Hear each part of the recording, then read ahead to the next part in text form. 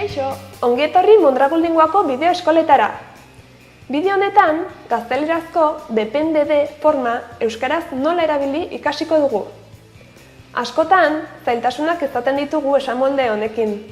Izan ere, euskaraz ez dugu hitz bakar bat erabiltzen depende de esateko. Izenari, en arabera forma gehitzen diogu. Ikus ditzagun adibide batzuk. Ez dakit igandean mendira joango naizen, eguraldiaren arabera. Ordutagiaren arabera erabakiko dut klasera joan edo ez.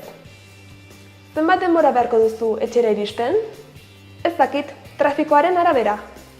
Goazen praktikatzera. Oporretan ez naiz beti kanpora joaten. Dirua? Ondo, oporretan ez naiz beti kanpora joaten, diruaren arabera. Ez dakit kontzertura joango naizen. Gogoa erabakiko dut.